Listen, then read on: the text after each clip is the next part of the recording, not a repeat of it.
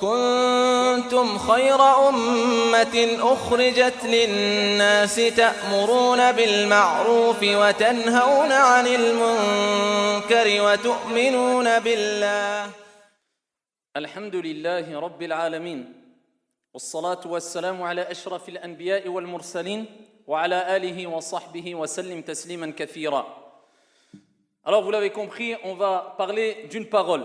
Une parole qui, bi'idhnillah azza wa jal, bien sûr on se comprend, transforme les gens, transforme les situations, te fait passer de la tristesse à la joie, du désarroi ici à la solution profitable, du mal vers le bien, qui peut transformer carrément ta vie.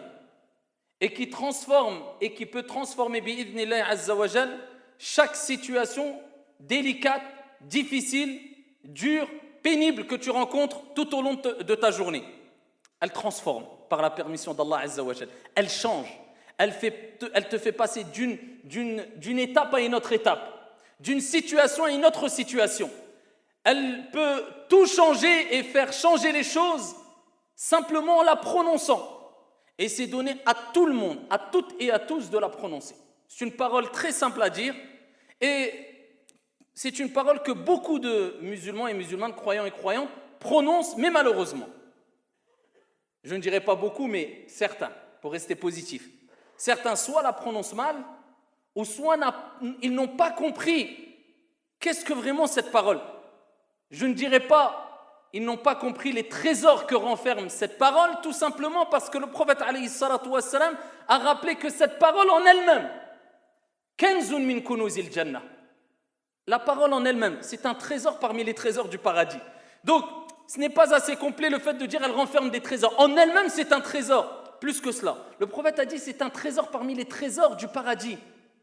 Cette parole-là n'est autre que la hawla wa la quwwata illa billah. Alors dans cette parole-là, on retrouve ici deux choses essentielles qu'on retrouve dans la parole qui est la ilaha illallah, kalimatut tawhid, la parole d'unicité. Celui qui prononce cette parole, la ilaha illallah, c'est-à-dire qu'il reconnaît pertinemment avec certitude, sans aucun doute, qu'il n'y a nulle divinité qui mérite d'être adorée en dehors de notre Seigneur l'unique, Jalla fi'ula. Eh bien, celui qui vit avec cette parole et qui meurt avec cette parole, dakhala al-jannah kama qala alladhi la yantiqu 'anil hawa. Il rentre au paradis, comme le prophète alayhi salatu wassalam l'a rappelé. Et Allah Jalla wa ala, pour rappeler l'importance de reconnaître qu'Allah est unique, eh bien, il commence cette parole avec an-nafyu, c'est-à-dire qu'il a enseigné cette parole, il a révélé cette parole aux prophètes et aux envoyés, et il leur a rappelé à travers cette parole et à l'ensemble des êtres humains qu'il y a ce qu'on appelle an-nafyu wal-ithbat, la négation, ensuite l'affirmation. Parce que quand il y a dans une parole, dans une phrase, une affirmation qui est précédée d'une négation, eh bien cette négation appuie l'affirmation. D'accord ? Ce n'est pas pareil de dire Zayd est dans la salle que de dire personne est dans la salle si ce n'est Zayd. Parce que si tu dis Zayd est dans la salle et tu mentionnes que l'affirmation, c'est possible qu'il y a Zayd et Mohammed et Karim, etc. Mais si tu dis personne est dans la salle, tu commences par la négation. Si ce n'est Zayd, eh bien là tu rappelles qu'il n'y a que et exclusivement que Zayd dans la salle. Voilà pourquoi Allah Jalla wa ala n'a pas rappelé que c'est lui, le Seigneur, l'unique. Mais il a rappelé qu'il y a la ilaha illallah. Il n'y a pas de divinité digne d'être adorée. Négation. Illallah, si ce n'est Allah. Et il en va ainsi pour, ici la parole qui est la hawla wa la quwwata illa billah. Il y a la négation pour appuyer l'affirmation.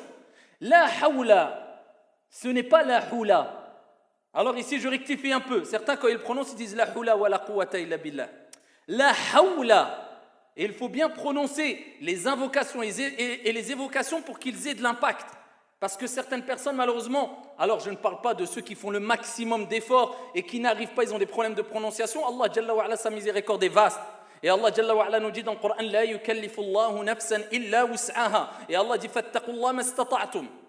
Allah ne donne pas à une âme une charge au-dessus de sa capacité. Tu fais au mieux, tant que ce n'est pas de la négligence.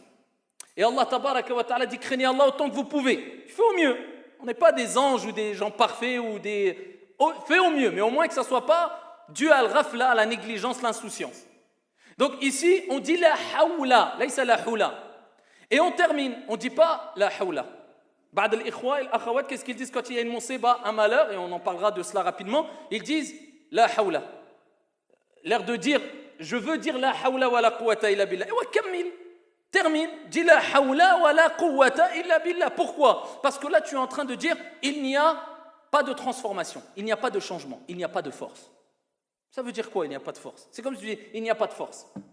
Termine, la hawla. Donc la hawla, ça veut dire il n'y a pas de transformation. Il n'y a pas de changement. La hawla, il n'y a pas de force qui te permettra de changer les situations. La hawla, wa la quwwata, ni de force, ni de puissance.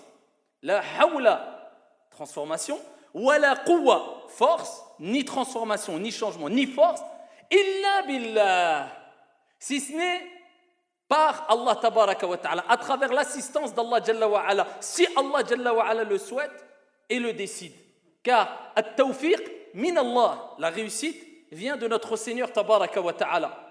En disant cette parole-là, eh bien tu affirmes que seul Dieu peut changer ta situation, transformer ta situation, changer ici ton état du mal vers le bien. Et tu ne peux utiliser ton corps, tes membres, tes sens, avoir de la force pour ce changement, si ce n'est si Allah tabaraka wa ta'ala te permet cela et transforme ta situation, Jalla fi'ula. La hawla wa la quwwata illa billah. Alors cette parole-là, on l'a dit à quel moment? À plusieurs moments. Entre autres, quand le mu'adhin il dit hayya ala salah. Il fait l'adhan, il dit venez répondez à quoi? Accourez vers quoi? La prière. Hayya ala salah. Hayya ala al-falah. Et le mu'adhin appelle les gens pour que les gens viennent à la mosquée. Donc la preuve que le meilleur et le plus complet, c'est d'accomplir sa prière à la mosquée et que le succès, tu le récolteras à travers le fait de venir à la mosquée. Hayya ala al-falah. Al-falah, il est là. Il est dans Buyutullahi Azza wa Jal, entre autres, aussi. Et pas seulement. Hayya ala al-falah. Donc quand le mu'adhin dit, venez à la prière et venez au succès, eh bien toi tu dis quoi? La hawla wa la quwwata illa billah. Tu rappelles ici que eh bien tu ne peux récolter le succès et tu ne peux te déplacer vers la prière si ce n'est si Allah tabaraka wa ta'ala t'accorde cette possibilité de le faire, la force de le faire. Tu comprends? La hawla wa la quwwata illa billah, ce n'est pas une parole que tu dois prononcer sans comprendre. Vous imaginez qu'Allah Jalla wa ala, quand il parle du dhikr, ce qui est négligé par trop d'entre nous et moi le premier, alors que c'est facile, il dit wala dhikrullahi akbar. Et le rappel d'Allah, l'évocation, c'est quoi l'évocation? Vous le savez toutes et tous dire subhanallah, alhamdulillah, la ilaha illallah, Allahu akbar, alhamdulillah, la hawla wa la quwwata illa billah. T'as besoin d'être un alim, un savant? T'as besoin d'être un grand pieux et vertueux? Tout le monde, t'es dans ta voiture, tu le fais. Eh bien Allah, et le prophète, Allah Azza wa Jalla, il dit dans le Coran wala dhikrullahi akbar. Le dhikr là que tu fais, juste ça, simplement, c'est ce qu'il y a de plus grand. L'imam al-Qatada, rahimahullah ta'ala, quand il explique cette parole-là, vous savez ce qu'il dit? Il dit, c'est la preuve que le dhikr, le fait de dire subhanallah, alhamdulillah, astaghfirullah, la ilaha illallah, Allahu akbar, c'est l'acte le plus grand parmi les actes cultuels. Parmi les ibad, dans les actes d'adoration, la chose la plus élevée, eh bien c'est le dhikr.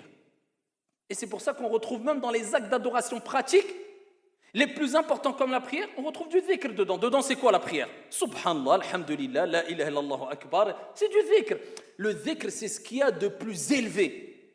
Et c'est ce qui te rapproche le plus d'Allah Jalla wa ala. Et c'est ce qui transforme les êtres humains, parce qu'il te permet de te purifier de tes péchés. Entre autres, parmi les choses et les bienfaits du dhikr, c'est la purification des péchés. C'est pour ça, dans le hadith rapporté par Ahmad et d'autres, le prophète alayhi salatu wassalam a dit, celui qui dit la ilaha illallah, wallahu akbar, walhamdulillah, wa subhanallah, wa la hawla wa la quwwata illa billah. 5 paroles. Celui qui dit ça, eh bien tous ses péchés sont pardonnés, fussent-ils aussi nombreux que l'écume de la mer. Allahu akbar. En combien de secondes? 2 secondes, 3 secondes. Dans une autre version, juste subhanallah, alhamdulillah, la ilaha illallah, wallahu akbar. Les gens, ils ne comprennent pas que Dieu est miséricordieux, il nous a facilité les choses. Quelquefois, on se complique les choses alors que Dieu nous les a facilitées. Tu as fait beaucoup de péchés, dis subhanallah, alhamdulillah, la ilaha illallah, Allahu akbar, wa la hawla wa la quwwata illa billah. Khalas. Est-ce qu'il y a quelque chose de complexe, de compliqué dans cela?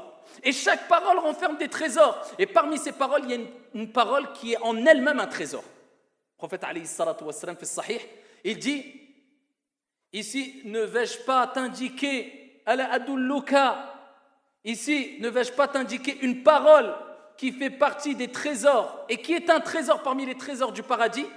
Kenzun min kunuzil jannah, la hawla wa la quwwata illa billah. Le prophète alayhi salatu wassalam, il rappelle que quand tu dis la hawla wa la quwwata illa billah, c'est un trésor. Parmi les trésors du paradis. Alors, imagine tu es au paradis. Tu ne profites pas simplement des délices, mais tu découvres un trésor. Un trésor dans un endroit qui est lui-même un trésor, al-Jannah. Allahumma arzuqna al-Jannah. Eh bien, le prophète, il te dit, c'est comme si tu trouvais un trésor dans un endroit l'endroit est déjà un trésor. Alors, imagine la sensation, imagine l'importance que tu vas donner à ce trésor. Eh bien, c'est une kalima, une parole. La hawla wa la quwwata illa billah. Fi sahih, le prophète alayhi salatu wassalam nous rappelle que cette parole, hadhihi al-kalima, elle est tahta arshur rahman, elle est sous le trône du miséricordieux. La hawla wa la quwwata illa billah. Allah lui a donné tellement d'importance qu'il rappelle que, à travers son prophète alayhi salatu wassalam, qu'elle est sous le trône d'Allah tabaraka wa ta'ala, arshur rahman, le trône du miséricordieux. La hawla wa la quwwata illa billah. Cette parole-là change les situations et transforme les situations. C'est pour cela qu'il est demandé de la répéter énormément, surtout quand tu es éprouvé par la tristesse, par une situation difficile, une perte d'argent, une perte d'emploi, une perte de... Donc qu'est-ce que tu espères quand tu as ces problèmes-là? Tu espères que la situation change, les choses s'inversent, les choses évoluent. Donc tu veux une transformation de la situation. Eh bien tu dis la hawla wa la quwwata illa billah. Nul changement, nulle transformation et nulle puissance si ce n'est en Allah tabaraka wa ta'ala. C'est pour cela qu'il est rapporté aussi, où il est important de citer ce hadith-là aussi, certains savants du hadith l'ont jugé faible. Et d'autres, au contraire, l'ont pris comme argument. Et pas des savants qu'on va considérer parmi des savants contemporains ou alors un grand nombre de savants qui font partie, entre guillemets, des pointures. Parmi eux, l'imam Ibn Kathir dans son tafsir. Parmi eux, l'imam Al-Qurtubi dans son tafsir et d'autres. Ils ont rapporté, selon Abdullah ibn Abbas, radiyallahu anhuma, ils ont rapporté un texte où un compagnon, radiyallahu anhu arda, eh bien, a vu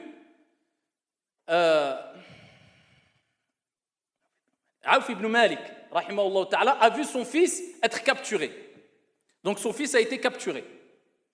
Et quand ils ont capturé son fils, il s'est attristé, comme tout père, comme toute mère s'attristerait si elle perd son enfant, d'autant plus si elle sait que son fils a été capturé.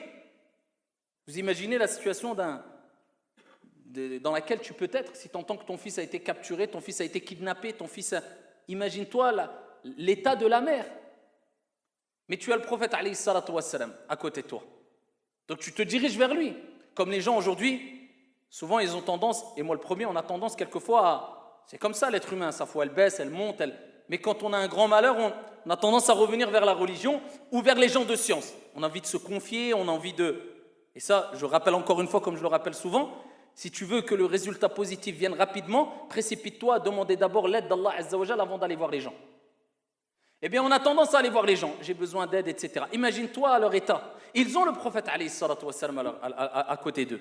Ils vont le voir, ils ont dit, « Ya Rasulallah », le père va voir le prophète, et il dit, « Ya Rasulallah, mon fils a été capturé. Un conseil, que dois-je faire ?» Alors, vous imaginez l'état des gens, ici, aujourd'hui, ou de la personne qui verrait son fils kidnappé ou perdu, ou qu'Allah nous en préserve toutes et tous, eh bien, si tu venais le voir, et tu lui dis, « Que dois-je faire ?» Bien sûr qu'il y a des causes aujourd'hui, on dirait appelle la police, bien sûr, appelle. Mais quand toutes ces causes ont été faites, imaginez-vous, tu lui dis la hawla wa la quwwata illa billah. Il va claquer peut-être la porte et dire moi je suis venu lui demander un conseil, mon fils est kidnappé, il a été pris. Lui il me dit dis ça, la hawla wa la quwwata illa billah. Mais parce qu'on ne donne pas de l'importance aux paroles divines et prophétiques. On ne comprend pas que c'est Dieu qui met les faits dans les causes et que c'est Allah qui change les situations. Et quand il veut quoi que ce soit, il dit kun fayakun, sois ici. C'est facile pour Dieu. Quand tu auras cette certitude-là, wallahi, tu vas dépasser ici toutes les épreuves, si grandes soient-elles, mais avec une facilité qui va t'impressionner toi le premier. On est loin du tawakkul, illa ma rahim Allah. Le prophète alayhi salatu wassalam, il a dit au kidnappé ton fils, il est en danger de mort. Répète la hawla wa la quwwata illa billah et dis à ton épouse de répéter cette parole-là. D'accord? De prouver à Dieu que tu sais que c'est lui qui change les situations et qui transforme les choses. Et qu'il n'y a aucune puissance si ce n'est d'Allah subhanahu wa ta'ala. Il est parti voir son épouse. Elle lui a dit, qu'est-ce qu'a dit le prophète alayhi salatu wa sallam? Elle a dit, on doit dire la hawla wa la quwwata illa billah. Elle a bien pris ce conseil, elle a été satisfaite, ils se sont posés et ils n'ont cessé de répéter la hawla wa la quwwata illa billah avec une bonne compréhension, une bonne prononciation et avec certitude que c'est Allah qui change, qui transforme les situations. Jusqu'à ce qu'il a été rapporté que son fils, quand il a eu un moment d'inattention venant des personnes qui l'ont capturé, a réussi à prendre la fuite. Et en plus de cela, c'était des gens qui étaient ennemis du prophète alayhi salatu wassalam et qui voulaient faire du mal et tuer le prophète alayhi salatu wassalam. Non seulement il a réussi à prendre la fuite, mais en plus prendre des bêtes avec lui. Il est rentré chez ses parents, il les a retrouvés. Non seulement sains et saufs, mais en plus avec des bêtes. Il n'est pas venu les mains vides. Et quand ils ont été rapportés ça au prophète alayhi salatu wassalam, le prophète sallallahu alayhi wa sallam a dit, c'est à ton sujet, à ce sujet-là. C'est pour cette situation-là qu'Allah Jalla wa Ala a révélé le verset coranique وَمَنْ يَتَّقِ اللَّهِ يَجْعَلْ لَهُ مَخْرَجًا وَيَرْزُقْهُ مِنْ حَيْثُ لَا يَحْتَسِبُ. Celui qui craint Dieu, Allah Jalla wa Ala va lui donner une issue favorable et il va lui donner sa subsistance d'où il ne s'attend même pas. Mais Allah Jalla wa Ala dit celui qui craint Allah, ils ont craint Allah comment? Ils ont craint leur Seigneur Tabaraka wa Ta'ala de quelle manière? Avec l'apparence, simplement avec du dhikr, en disant la hawla wa la quwwata illa billah et en patientant. Allah s'est chargé du reste. Allah te teste, tout est facile pour lui. Pour nous rappeler l'importance de cette kalima, qui est un trésor parmi les trésors du paradis. Cette kalima qui te permet de voir tes péchés expiés. Cette kalima qui est une parole qui est sous le trône du miséricordieux. Wa fi sahih, le prophète alayhi salatu wa sallam a dit la hawla wa la quwwata illa billah babun min abwabil jannah. C'est une porte parmi les portes du paradis. Les savants ont dit que celui qui l'a dit, la prononce, la répète avec bonne compréhension et certitude, Allah tabaraka wa ta'ala lui facilitera l'entrée par cette porte qui est une porte du paradis. Le fait de dire la hawla wa la quwwata illa billah, c'est un trésor, c'est ton entrée au paradis. Cette formule change, transforme et te pousse aussi à la modestie, à la retenue, parce que quand il t'arrive quoi que ce soit, tu prouves que rien ne vient de toi, toi tu n'es qu'une cause. Et les êtres ne sont que des causes, mais tout vient de ton Seigneur qui peut transformer toute chose en disant soit et c'est, et il n'a même pas besoin de dire kun, c'est pour que l'être humain comprenne qu'Allah Jalla wa Ala, quand il veut quoi que ce soit, eh bien c'est automatiquement et directement. Wala hawla wala quwwata illa billah. Hada wa sallu wa sallimu rahimakumullah ala nabiyyil